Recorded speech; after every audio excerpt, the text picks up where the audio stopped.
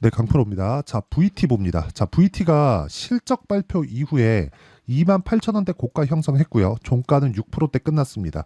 자, 실적 발표가 잘 나오긴 잘 나왔는데 고가에서 매물도 조금 나왔다고 볼 수 있죠. 자, 근데 한 가지를 알고 계셔야 되는 게 사상 최고가입니다. 그리고 사상 최고가를 작년 23년도에도 만들어냈는데 올해 또 갱신을 했어요. 왜 그럴까요? 실적이 좋아졌기 때문에 그렇습니다. 자, 내용 보시면 210억의 이익이 잡혀 있죠. 근데 이것보다 더 잘 나왔습니다. 여기 2라고 되어 있는 건 예상치입니다. 예상치. 그리고 P라고 붙어 있으면 확정치라고 보시면 됩니다. 실적부터 한번 보시고 가시죠. 자, 여기 보시면 매출 3개월 1018억입니다. 그리고 매출 원가, 이익, 영업이익 240억 정도 됩니다. 예상이익을 넘었죠. 아쉬운 건 매출이 예상만큼 나오지는 못했습니다. 매출이 1055억으로 잡혀 있는데 실제 매출이 1018억으로 나왔어요. 좀 그런 부분이 아쉬운 겁니다. 근데 실적 기준에서는 예상치를 상회한 부분, 그렇죠. 영업이익 기준에서는 예상치를 상회한 부분이 나왔다. 그런 부분, 매출이 조금 시장 예상치를 조금 하회한 부분은 조금 아쉬운 부분이 있지만 영업이익 기준에서는 계속해서 강세를 보이고 있다는 건 즉 시장에서 보고 있는 이익률을 넘어설 정도의 만족도는 보이고 있다는 겁니다. 그러면 매출에 대한 증가도 그렇죠. 바이럴을 계속하면서 증가할 수 있는 상황이 만들어질 겁니다. 이런 부분을 뛰어넘는 종목이 있죠. 그게 실리콘2예요. 실리콘2 같은 경우에 보면 자, 실리콘2 자, 내용 봅니다. 매출에 대한 것도 분기별로 계속해서 증가를 하고 있고요. 그리고 실제 이것보다 더 잘 나왔습니다. 예상치는 290억인데 거의 한 500억 정도의 이익이 잡혀 있습니다. 실리콘2 같은 경우에 그때 어떻게 됐습니까? 상한가를 두 방이나 가버렸고요. 고가에서 가격대를 지키고 있습니다. 이런 상황이 지금 벌어지고 있는 거예요. 그리고 한국에서 화장품 즉 소비재 쪽은요 미증시와 움직임이 흡사하게 진행됩니다. 왜 그런지 아십니까? 한국의 경기 민감주들 있죠. 뭐 반도체, 과거에는 뭐 조선 이것들, 그러니까 흔히 얘기하는 사이클 산업들, 그리고 유틸리티, 아주 과거에 한 20년 전에 한국 시장을 이끌었던 그런 기업들, 이런 쪽은요 사이클을 탑니다. 경기가 좋을 때가 있고 나쁠 때가 있는데 이런 쪽은 소비재이기 때문에 경기를 크게 타지 않는다. 그래서 지금 고금리 구간에서도 강한 움직임을 보이는 상황이 나오고 있는 거고, 실리콘2 같은 경우에도 23년도에 뭐가 나왔어요? 사상 최고가를 만들어 놓고 올해 돌파를 해서 상한가 두 방을 실적 발표 이후에 갔다. 한국 시장 같은 경우에 실적 발표 이후에 주가가 떨어집니다. 왜? 사이클을 타기 때문에 실적 피크다. 이제 팔고 나가자. 그럼 실적이 좋아지면서 주가 떨어집니다. 그리고 실적이 최 안 좋을 때 올라가죠. 근데 그 부분을 이번에 HBM 시대가 왔는데도 불구하고 하이닉스, 한미반도체, 삼성전자까지도 다 이런 상황이 벌어졌습니다. 근데 왜 이런 쪽은 이렇게 되느냐? 미증시를 보면 돼요. 미증시는요, 실적 발표해서 잘 나왔으면 올라갑니다. 물론 거기서 한 가지 변수가 있어요. 예를 들어서 이번에 1분기 실적이 나오니까 2분기에 대한 전망치도 함께 발표를 합니다. 미국 증시에서는. 미증시는 그래도 한국 시장만큼의 조작은 없고, 매매를 잘하면 한국 시장이 좋고 매매에 대해서 뭐 자신이 없다 그러면 미국 시장이 사실 좋습니다. 근데 일단 미증시는 세금이 한 20% 이상이 되니까 한국 시장으로 매매하는 게 지금은 좋습니다. 뭐 금투세가 어떻게 뭐 결과가 나올지 모르겠지만 금투세가 진행되기 전까지는 한국 시장을 매매하는 게 낫고, 하지만 한국 시장을 매매하려면 내가 가격대가 먼저 반영하는 그 구간에 대해서 철저하게 이해를 하는 게 중요합니다. 자, 그래서 실리콘2를 포함해서 뭐 VT 같이 그쵸? 소비재들, 화장품들, 지금 이쪽은요 어떤 상황이 나오고 있습니까? 자, CJ도 한번 볼게요. CJ. 자, CJ도 계속해서 뭐가 나와요? 강세 종목, 강세 구간, 최고가를 돌파한 그런 상황이 있습니다. 그런 상황이 나오고 있는 거예요. 소비재 쪽만. 실적 발표가 잘 나오고 있고, 실적 발표 전에 신고가를 이미 만들어 놨지만 추가적으로 돌파하는 그런 상황이 나오고 있다는 건 무슨 얘기입니까, 이게? 미래 가치를 주식시장이 반영하고 있다. 하지만 한국 시장의 특성상 사이클을 타지 않는 유일한 산업군이 화장품 쪽이라는 겁니다. 그러면 이쪽에서 앞으로 매출에 대한 증가분에 대한 기대감이 나올 수 있다는 거예요. 그렇죠? VT 같은 경우에. 그래서 지금 같은 경우에는 VT. 자, 실적 발표 이후에 고가에서 매물이 조금 나온 건 맞아요. 매출이 약간 좀 기대한 것보다 못 나왔어요. 하지만 화장품 쪽에 대한 시세 그리고 반도체 쪽에 지금 계속 강하고 있죠. 근데 강한 만큼 가격 부담이 있겠죠. 반도체 사이클도 계속되는 건 아니겠죠. 이쪽으로는 소비가 일어나는 만큼 꾸준하게 올라갈 수 있고 흔히 얘기하는 텐베거가 나올 수 있는 지금 상황에서 유일한 종목군들이 화장품 종목이라고 보시면 되고 이 종목군들을 매매하기 위해서는 타점에 대한 이해가 필요하다. 자, 타점에 대한 이해를 돕기 위해서 제가 어떤 식으로 매매 진행이 되는지 이야기를 드리겠습니다. 이 내용 보시면 알 수 있는데 자 내용 보세요. 올라가는 구간에서 꾸준하게 매매하죠. 가격이 먼저 반영한다는 겁니다. VT, 실리콘2 모두 동일해요. 뭐가 나왔어요? 신고가 이후에 주가 상승이 나왔다. 그랬을 때 고가 돌파하는 구간에서 내가 매매하는 구조를 꾸준하게 갖춰가고 있다. 이런 상황이 지속된다는 거고 그리고 뭐 다른 종목을 보더라도 마찬가지입니다. 지금 VT 얘기하고 있으니까 VT도 어때요? 올라가는 구간에서 계속해서 매매를 하고 있다. 그쵸? 올라가는 구간에서 매매를 하지 않으면 꾸준하게 수익을 볼 수 있는 환경이 만들어지지 않습니다. 그쵸? 그리고 이런 내용을 제가 여기 소통방에서 모두 공유하고 있습니다. 자, 내용 보시면 그래요. 삼성중공업, 일진전기, 대원전선 전부 다 장시작 전에 나가죠. 5월 13일 장시작 전, 장시작 전, 장시작 전 어떻게 움직였는지 신고가 종목들을 다 매매하는데 삼성중공업, 그쵸? 아직까지 제가 매매 과정 중에 있는 종목들입니다. 어떻습니까? 올라가는 구간에서 꾸준하게 매수를 하고 있죠. 자, 근데 매도한 종목분들도 보면 일진전기 어때요? 올라가는 구간에서 매매를 하고 이런 상황을 지속적으로 만들어 갑니다. 그랬을 때 시세가 위쪽으로 가는 거예요. 그 밑에 대원전선. 자, 대원전선도 보면 어때요? 올라가는 구간에서 매매를 했을 때 13%, 24% 이런 정도의 상황이 계속 나오고 있다. 그래서 우리는 매매하는 과정에서 가격을 파악하는 게 이렇게 중요하고 VT를 포함해서 그쵸? 다른 신고가 종목군들의 실시간 타점을 제가 여기 소통방에서 무료로 공유하고 있으니까 구독과 좋아요 눌러주시고요. 상단에 있는 전화번호로 구독 또는 10억이라고 문자 보내주시면 제가 여기 소통방 입장 링크를 이 번호로요. 문자 보내주시는 번호로 공유해 드리도록 하겠습니다. 자, 그러면 제가 왜 이런 종목군들을 매매하는지 그 내용부터 이야기를 다시 드릴게요. VT 같은 경우에는 실적이 좋아지는 부분을 애초에 그쵸? 제가 실제 실적도 보여드렸죠. 애초에 성장성은 나온다. 그게 시장 예상치에 잡혀 있었다. 그렇기 때문에 올라가는 구간에서 뭘 만들었어요? 실적 발표 전에 뭐가 나왔어요? 신고가를 만들었다. 하지만 매출이 기대 이하로 발표가 됐. 그쵸?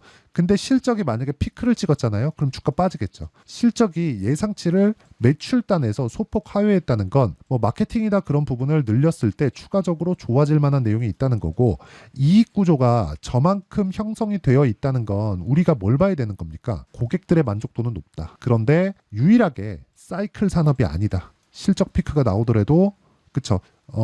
실적 관련돼서 실적 피크에 대한 부분을 걱정할 필요가 없다는 겁니다. 하지만 실적에 맞춰서 움직이는 종목군들, 그렇죠? 실적 발표가 나온 이후에 떨어지는 종목군들이 있습니다. 예를 들어서 삼성전자 같은 경우에도 사이클을 타다 보니까 고가의 피크 딱 찍고 그쵸? 주가가 빠지기 시작하면 실적이 계속 좋아집니다. 그쵸? 실적이 좋지 않을 때 주가가 먼저 올라와 버렸으니까 앞으로 사이클을 탄다는 계산이 쓰는 거죠. 하지만 VT 같은 경우에는 그쵸? 미증시와 움직임이 같다고 말씀드렸고 이 구간에서 우리가 타점을 잡아야 된다고 이야기를 드렸습니다. 하지만 실적 발표도 됐고 매출이 약간 부진하지만 이런 부분은 뭐 마케팅이나 그런 부분에 대한 내용이 더 필요하다. 추가적으로 성장할 부분이 있다. 그렇기 때문에 우리는 조정은 조금 나올 거예요. 이틀에서 3일 정도 예상하고요. 이틀에서 3일 정도의 구간 동안 우리가 타점을 잡아야 되는 부분이 필요하다. 그리고 타점에 대한 부분은 제가 여기 소통방에서 다 공유를 하고 있고요.